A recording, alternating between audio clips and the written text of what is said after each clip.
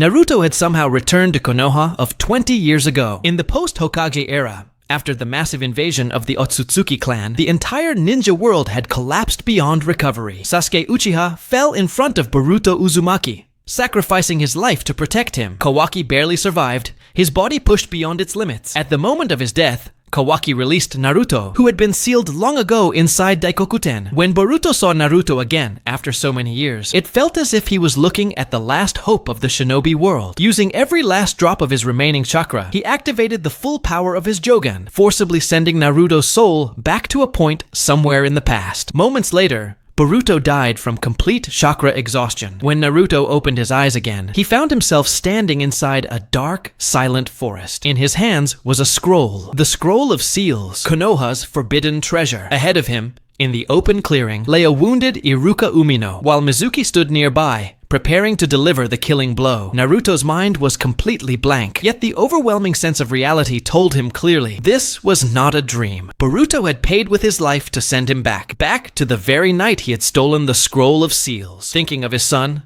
Naruto broke down in tears. At that moment, Mizuki gripped his demonic shuriken and charged straight toward Iruka. In a split second, Naruto flashed in front of Iruka. With his left hand, he caught Mizuki's wrist mid-strike. With his right hand, a sphere of swirling blue chakra formed instantly. Rasengan. The attack slammed directly into Mizuki's chest. Iruka stood frozen, unable to speak, staring at the blue chakra sphere in disbelief. Far away, the third Hokage witnessed the scene through the crystal ball. Equally stunned, Naruto, using Minato Namikaze's Rasengan? Mizuki screamed in despair as his body spun violently through the air before crashing away. Morning sunlight poured down over Naruto's figure. Iruka stared at his back, deep in thought. Just yesterday, this boy had been the dead last of the class, and now he stood like a reliable, unshakable tree. Iruka didn't know what Naruto had gone through, but for some reason, he felt that Naruto truly could become Hokage one day. Just like before, he handed over his forehead protector and congratulated him on graduating. Even though Naruto had lived through this once already, the moment still moved him deeply. Thanks to his son,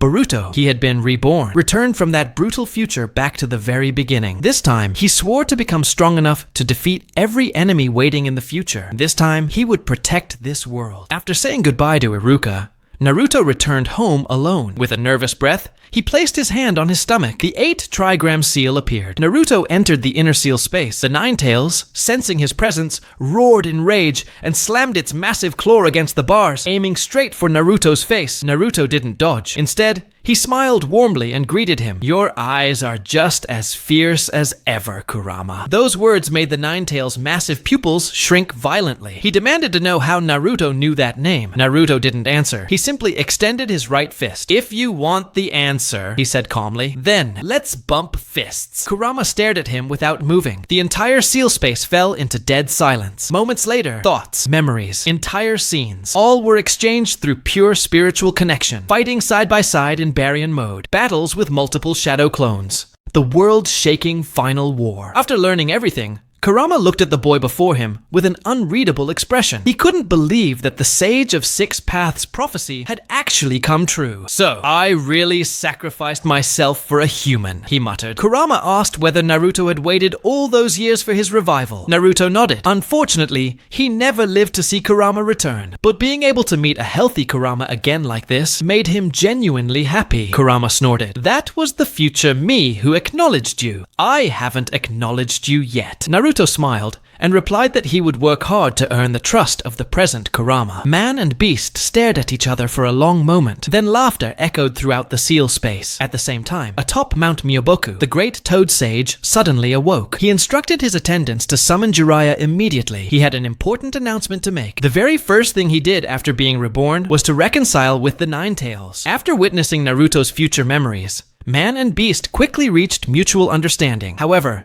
at this moment, Naruto was still unable to open the iron gate of the Nine Tails seal. That was because the key to the seal was currently in Jiraiya's possession. And according to the normal timeline, Naruto had not even met Jiraiya yet. He attempted to activate his chakra state under these limitations. But the Nine Tails chakra leaking through the sealed gate was only enough to grant him a faint, partial chakra manifestation. Against future enemies, this level would be meaningless, but for the current stage of the world, the beginner phase of the shinobi era, it was more than sufficient. The Akatsuki clan relied far more on taijutsu than anything else. This time, Naruto resolved to focus heavily on physical combat training. He never wanted to lose Kurama again because of Baryon mode. Sensing Naruto's anxiety, Kurama told him not to rush. Being able to learn about that clan in advance was already a strong start. Naruto nodded. As long as Kurama was with him, it felt like everything could still be changed. Since this was his second run through life, then he would speed run it. Just like before, when the teams were assigned, the class composition remained unchanged. Naruto glanced toward the corner of the room and saw Hinata Hyuga sitting there. He greeted her casually. Hinata shyly responded, lowering her head even further. Knowing his wife's timid personality all too well, Naruto couldn't help teasing her a little. Then he looked towards the boy sitting farther away, Sasuke Uchiha. Seeing both of them present again made Naruto sigh inwardly. Life really is good when everyone is still here. After team assignments, it was time for Kakashi Hatake's bell test. Kakashi had already learned from the third Hokage that Naruto had mastered the Rasengan, so his attention was especially focused on him. The test began. Sakura Haruno and Sasuke immediately concealed themselves. Only Naruto remained standing in the open, unmoving. To quickly establish authority in the shinobi world this time around, Naruto chose not to hold back. He charged forward and engaged Kakashi head-on using taijutsu. Kakashi had no idea where Naruto had learned such refined hand-to-hand combat, but even so, Naruto still wasn't strong enough to truly injure him. After a brief exchange, Naruto was suddenly dragged underground by Earth-style headhunter jutsu, leaving only his head exposed above the surface. Naruto couldn't help but praise him. "Sensei, you really are strong." The next instant, he vanished in a cloud of white smoke. Kakashi froze. The Naruto he had just fought was merely a shadow clone. Hidden in the bushes, Sasuke clenched his fists tightly as he watched. Meanwhile, Naruto's real body appeared beside Sasuke and Sakura. With his current physical condition, taking the bells alone would be extremely difficult. This time, teamwork was essential. He quickly explained the plan. Sasuke hesitated, but reluctantly agreed in the end. Just then, Kakashi finally dispelled Naruto's last shadow clone. Low on stamina, his breathing became uneven. Suddenly, Sasuke burst out and hurled a Fuma Shuriken straight at him. Kakashi tilted his head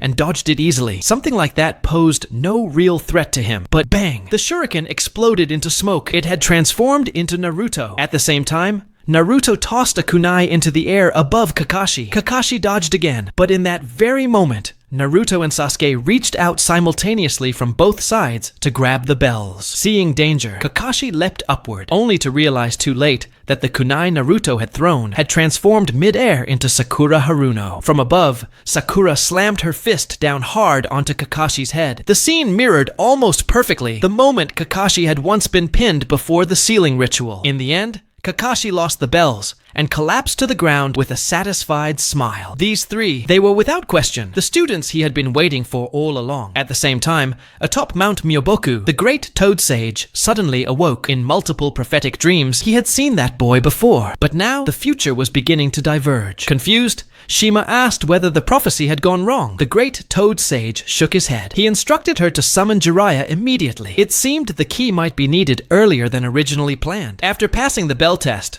Naruto returned home. Soon after passing the bell test, he once again came to the Nine Tails sealing space. Ever since his rebirth, even when there was nothing urgent, Naruto would still come here, leaning against the iron gate with his eyes closed, quietly resting. As long as Kurama was nearby, he felt an overwhelming sense of security. Though Kurama appeared impatient and irritable on the surface, deep down, warmth stirred within him. Across 1,000 years of existence, Naruto was the first person to truly dissolve his hatred. Just like in the previous timeline, Team 7 was soon assigned the Land of Waves mission, escorting Tazuna. Naruto couldn't help recalling Zabuza Momochi and Haku. Those two had been crucial mentors in his path of growth. This time, he would make up for the regrets of his past life. He would let them live. While traveling, thick fog suddenly rolled in. Sensing something was off, Naruto quietly activated Sage Mode to scan the surroundings. As expected, it was Zabuza. However, Naruto chose not to alert the others. He wanted Sasuke Uchiha to gain real combat experience. Kakashi Hatake also detected the enemy. Just like before, the two clashed and formed 44 hand seals in rapid succession. The duel ended the same way. Kakashi was trapped inside water prison jutsu. Zabuza's water clone then charged toward Naruto and the others. Naruto immediately created dozens of shadow clones, holding off the clone while ordering Sasuke to attack Zabuza's main body. But Sasuke was no match for him. Zabuza grabbed him by the throat and flung him away. Naruto instantly caught Sasuke mid-air. At the same time, he forcibly guided Sasuke's fingers into hand seals. Sasuke froze in confusion for a brief moment. Then a confident smile appeared on his face. The next second, fire style, dragon flame, jutsu erupted. Naruto continuously poured chakra into the technique through their linked seals. For him, chakra was limitless. A scorching wave, like a sea of flames, surged forward. Sensing danger, Zabuza immediately released the hand-maintaining water prison jutsu. Kakashi finally broke free. He stared at Naruto in shock. That boy actually knew the Uchiha method of manipulating another person's chakra flow. After using fire style at full power for the first time, Sasuke finally showed Naruto a look of genuine approval. Moments later, Kakashi finished Zabuza with water style, water dragon jutsu. Just like before, Haku appeared and took Zabuza away. Kakashi signaled the team to continue forward, but the next second, he collapsed due to chakra exhaustion. Naruto quickly caught him and transferred chakra into his body. Back during the Fourth Great Ninja War, Naruto had already memorized the structure of Kakashi's chakra network. Kakashi instantly recovered to full strength. He looked at Naruto, countless thoughts flooding his mind. No matter how he looked at him, Naruto didn't resemble a newly graduated genin at all. Sasuke and Sakura Haruno felt the same way. Ever since teaming up with Naruto, the so-called dead last from the academy had become exceptionally reliable. Naruto didn't explain much. It was still too early. Under Naruto's quiet guidance, Sasuke quickly mastered tree walking and water walking. Soon, the team faced Zabuza once again. This battle was Naruto's attempt at redeeming both Zabuza and Haku. After letting Sasuke and Haku exchange blows and gain experience, Naruto created thousands of shadow clones. Then, he unleashed 5,000 barrage against demonic mirroring ice crystals. The battle ended swiftly. Naruto pretended to kill Haku and then verbally broke down Zabuza. At last, Zabuza revealed his true feelings toward Haku. When Haku woke up and learned the truth, he was deeply moved. After helping the villagers defeat Gato, the two chose to settle down in the land of waves. The Great Naruto Bridge was successfully completed. After bidding farewell, Naruto left satisfied and began the journey back to Konoha. Upon returning, Kakashi reported the entire mission to the third Hokage. After learning of Naruto's strength, the Hokage felt both joy and concern. He couldn't help worrying about Naruto's stance towards the village. Seeing this, Kakashi spoke up. Even though Naruto had grown up surrounded by darkness, he still shone like the sun, warm and reassuring. The third Hokage smiled. Next came the Chunin exams. On the way, Naruto encountered Gaara of the Sand, who had come to participate. Seeing his old friend again, Naruto excitedly wrapped an arm around his shoulders, only to forget one thing. At this point in time, Gaara was still the cold, bloodthirsty Gaara of the Sand. Kankuro and Temari were stunned by the scene. They couldn't believe that Gaara's sand defense hadn't even had time to react to Naruto's touch. The instant Naruto made contact with Gaara, he was pulled directly into Shukaku's mental space. Inside the sealed domain, Shukaku the One-Tail glared viciously at the intruder. This realm could only be entered by Jinchuriki, who had reached spiritual resonance with their tailed beast. After a brief exchange of bickering and old grudges between Kurama and Shukaku, the One-Tail demanded to know their purpose. Naruto was honest. He wanted Shukaku's chakra. From his memories of the previous timeline, Naruto knew that collecting the chakra of all nine-tailed beasts was the key to awakening Six Paths Sage Mode. Shukaku rejected him outright. Seeing this, Kurama reminded him of the Sage of Six Paths prophecy, that Naruto was the boy who would close his eyes, spoken of in the prediction. Shukaku didn't believe it, but curiosity got the better of him. He extended his fist. "Let's see your heart." The moment their fists met, all of Naruto's memories from his previous life flooded into Shukaku's mind. For a long time, Shukaku remained silent. He knew it was all real. The chakra of the Sage of Six Paths was something he knew far too well. In the end, he agreed to transfer a portion of his chakra to Naruto. When Shukaku saw memories of Gaara risking his life to save Naruto during the Fourth Great Ninja War, he couldn't help but chuckle. For the first time, he began to envy the bond between Naruto and Kurama. The scene returned to the real world. Gaara clutched his head and dropped to the ground in pain. Temari rushed to support him, pulling him back several steps. Kankuro shouted, demanding to know what Naruto had done to Gaara, but Gaara stopped him cold. "Be quiet. Don't embarrass the village." Before leaving, Gaara lifted his head and looked at Naruto one more time. During the Chunin exams, with help from Kabuto Yakushi, Naruto passed the written test effortlessly. In the Forest of Death, Team 7 once again encountered Orochimaru. Naruto knew Orochimaru's true goal, to place the cursed seal of heaven on Sasuke Uchiha. This time, he would not allow it. He warned Sakura Haruno and Sasuke to be careful. The one in front of us is stronger than the third Hokage. Hearing this, both of them were gripped by fear. Suddenly, wind-style attacks surged toward them. Naruto had already prepared. He formed seals rapidly and erected dozens of earth-style, earth wall, to block the assault. Orochimaru's tongue flicked out excitedly. How fascinating. He summoned a massive snake to strike downward. Naruto grabbed Sasuke and Sakura and leapt backward. Then he slammed his hands together. Earth-style, underworld grasp. Gigantic earthen claws erupted from the ground,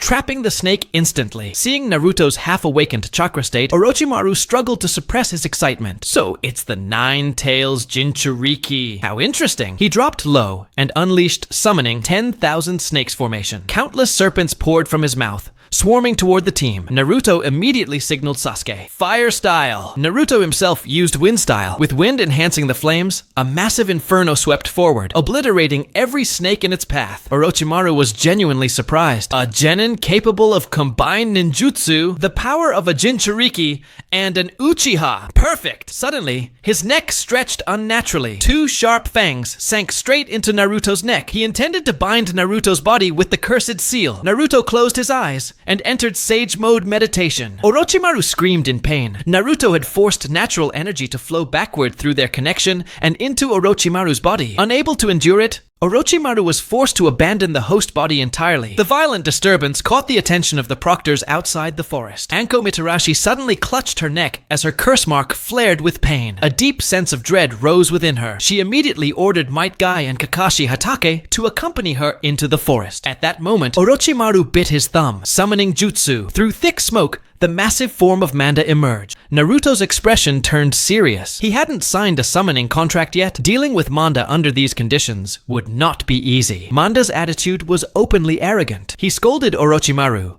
mocking him for summoning him over such a trivial matter. Orochimaru responded with a sinister smile. This opponent isn't an ordinary Genin. Naruto immediately signaled Kurama to give him more chakra. Kurama had already prepared for this. He transferred all the chakra he had just gathered to Naruto. However, due to Minato Namikaze's seal being far too strong, the amount he could provide was limited. Even so, it was more than enough to deal with this stubborn snake. Naruto told Sasuke Uchiha and Sakura Haruno to retreat. Next, he would go all out. Seeing the firmness in Naruto's eyes, Sasuke finally calmed down, suppressing his fear. He retreated with Sakura, silently wondering just how strong Naruto had become. Manda's massive body lunged downward toward Naruto. In the same instant, Naruto leapt into the air and rapidly formed hand seals. He created thousands of shadow clones. Each clone condensed a massive sphere of chakra, Ultra Big Ball Rasengan. Under the relentless bombardment of senjutsu-enhanced attacks, Manda's enormous body was completely shattered. In the end, he collapsed to the ground, unable to move. Seeing this, Kurama burst out laughing. Images from the past, when he and Naruto had once struggled against each other over chakra control, flashed through his mind. Manda roared in helpless rage before finally disappearing. "Sasuke, did you see that?" Sakura shouted excitedly. "Nice one, Naruto." Sasuke, however, clenched his teeth. That former dead last, his strength was downright terrifying. Naruto released the partial Sage Mode,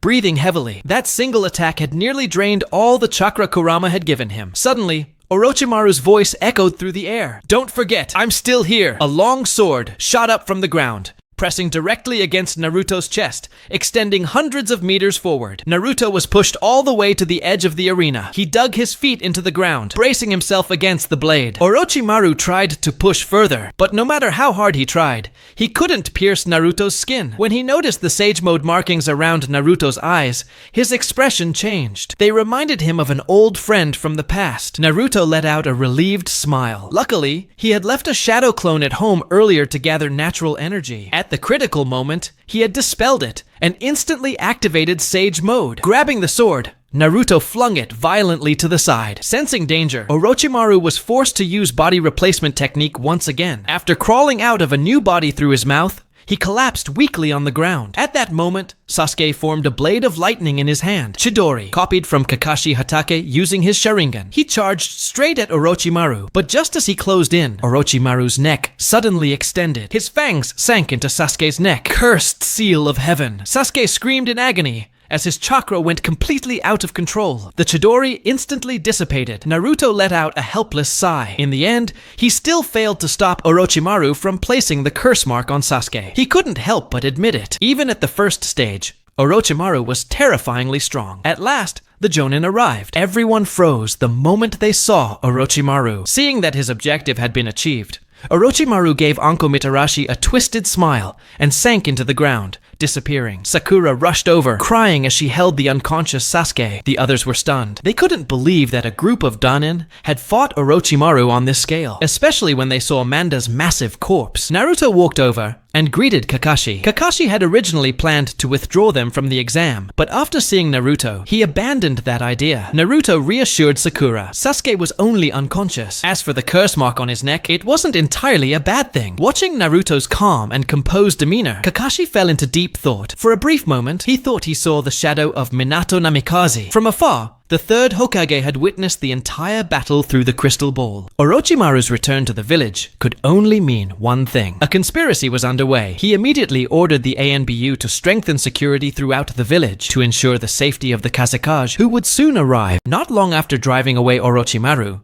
the three of them quickly cleared the second stage of the Chunin exams. What followed was the preliminary round of the third stage. The first match was Neji Hyuga versus Hinata. Naruto noticed that this matchup was different from what he remembered and scratched his head in confusion. History had changed without warning. Still, that wasn't a bad thing. At least it meant his wife, Hinata Hyuga, wouldn't get brutally beaten this time. The outcome of the first match was exactly as expected. Neji won without any suspense. But when the second matchup was announced, Naruto Uzumaki versus Hinata Hyuga, he nearly fell over in shock. The butterfly effect was far bigger than he imagined. He walked into the arena feeling conflicted. Hinata had never once imagined she would have to fight the person she admired most. Her face turned bright red, and she didn't know what to do. Seeing her hesitation, Neji stepped forward with sharp mockery, sneering that the main family's eldest daughter clearly wasn't fit to be a ninja. Naruto looked at him with complicated emotions. He had always held Neji in high regard. In a previous life, it was Neji who had given everything to save him. But this version, before being humbled by fate, was merciless with his words. Sensing Hinata's wavering resolve, Naruto shouted for her to come down and fight him properly. This time, he promised not to use shadow clone techniques. Hearing his voice, she finally gathered her courage. She took a fighting stance and respectfully asked for his guidance. During the battle, Naruto continued to express his feelings, pushing her forward and guiding her past her limits until she finally unleashed the 8 trigram 64 palms. In the end, he won the match, and won her heart as well. After the preliminaries concluded, Kakashi Hatake used the evil sealing method to suppress the curse mark on Sasuke Uchiha. Activating Sage Mode, Naruto quietly sensed his surroundings and quickly confirmed what he already suspected. Orochimaru was hiding behind a pillar, just like before. The snake ninja couldn't help but marvel at Naruto's sharp perception, and even praised Kakashi for mastering such a sealing technique. Still, none of it mattered. Sasuke would eventually seek him out on his own in pursuit of power. With that, he vanished into the wind. Next came the 1-month break before the final selection matches. Naruto could barely contain his excitement. His master, Jiraiya, was finally about to appear. He waited outside the bathhouse for days. When Jiraiya finally arrived to gather research material, Naruto rushed forward without hesitation and wrapped him in a tight hug. Even someone as worldly as Jiraiya had never seen a stranger sprint at him with arms wide open. Overwhelmed with emotion,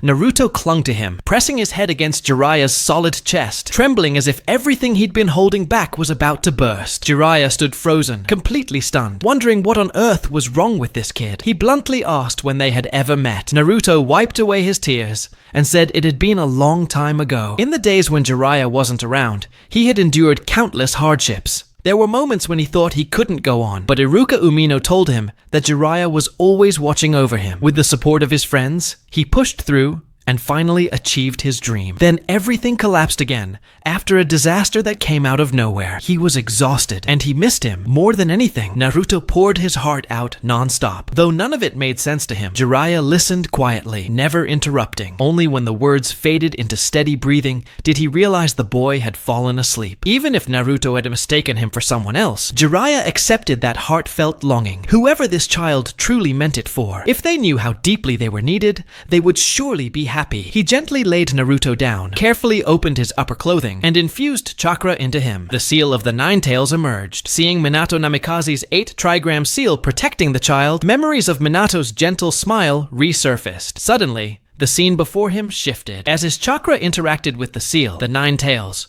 Kurama forcefully pulled his consciousness into the inner mindscape. A massive fox loomed before him, and even someone as powerful as Jiraiya instinctively took several steps back. Kurama had already seen Naruto's memories. Naturally, he understood how important Jiraiya was to him. That was precisely why he brought Jiraiya here, to help him truly understand Naruto as quickly as possible. After a brief exchange, Kurama asked Jiraiya to properly guide and stay by Naruto's side. Deeply moved, Jiraiya couldn't help but sigh. He never imagined that the Nine Tails, feared by everyone, would plead on behalf of a single child. Kurama snorted dismissively. Naruto was no ordinary child. "Do you see the water beneath your feet?" Kurama said. "That's made of the tears he's shed since childhood. This dark, damp place reflects how the world has looked at him. Everything you feel here is a mirror of his heart. Only after you appeared did warmth begin to exist in this space." "Even so," Kurama continued, "he used a heart like the sun to move me, an old beast like myself, and even warm the entire world. He has already surpassed Hashirama Senju." Hearing this,